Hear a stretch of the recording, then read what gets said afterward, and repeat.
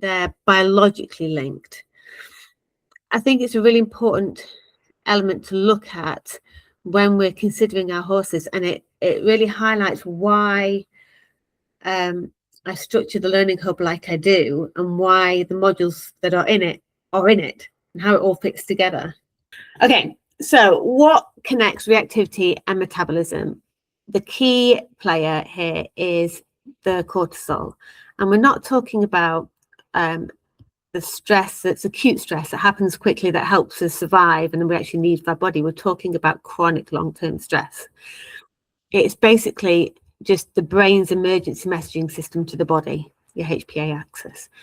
So the end result of activating this system is the release of cortisol from the adrenal glands. The problem is that cortisol also makes the body's cell resistant to insulin. So insulin is the hormone that tells cells to take up glucose, to hold glucose. So when cells become resistant to insulin, when they stop listening to it properly, the glucose stays in the bloodstream. The pancreas responds by pumping out even more insulin. Blood insulin levels rise, and chronically elevated insulin is exactly what drives laminitis and metabolic syndrome. This is where we run into a problem, because the traditional advice for managing a metabolically compromised horse is exactly the wrong approach from a behavioural standpoint. So what are horses with laminitis or EMS typically told to receive? Less food, decrease the calories, less movement, restricted turnout, isolation in small pens or stable to control the calorie intake, and reduce movement on sore feet. So I want you to think about that for a moment through the lens of everything we've just covered. If chronic stress is part of what is driving the metabolic issue, if cortisol is one of the engines of the problem, then putting a horse in solitary confinement with restricted food is potentially fueling the very fire that we're trying to put out. So I want to reframe how we think about enrichment. Not maybe so much you guys, because you're doing the course, so you're getting this information, but enrichment as a whole to the general horse community needs to be reframed.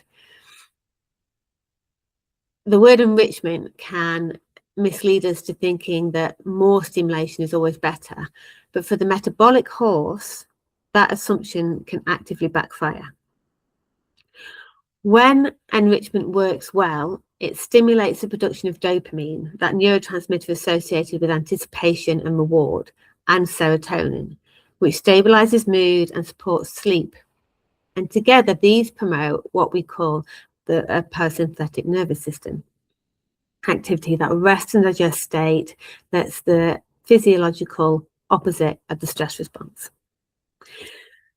But this is the catch. A horse's nervous system, if a horse's nervous system is already chronically primed, already sitting in this state of low-level hypervigilance, the wrong type of enrichment doesn't produce dopamine, it produces cortisol and adrenaline. It pushes the horse further into arousal, not out of it. Give him a little bit of background to him, and then tell us what you've done and what the result is now. Okay. Yeah, okay, so Sicky has always been really highly strung. He's an ex-racehorse. He's retired because he's got an injury, a really bad injury, so he's retired. I don't do anything with him. He was really, really explosive, and that's how I found Nicky and the course. And a few things that just weren't stacking right with me, and his behaviour was obviously the main one. And so the vet drew the blood, and his PPID was fine, but his insulin was sitting at 145, and it should have been somewhere under, I think, 45 for that particular week in the year.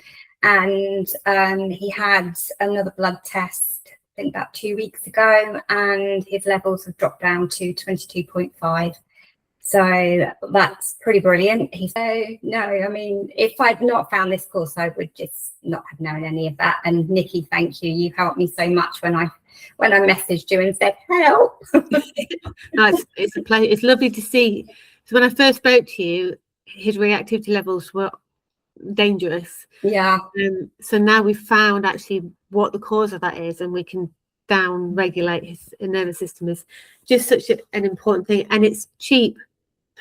It doesn't cost you billions of pounds on medication, and so that's a really good example of this idea, this low and slow, low arousal, helping down regulate the nervous system, which in turn helps metabolic and insulin management within there. If you'd like to find out more about the Horseplay Learning Hub and how you can deepen your own understanding of your horse and build your relationship further, click on the link below.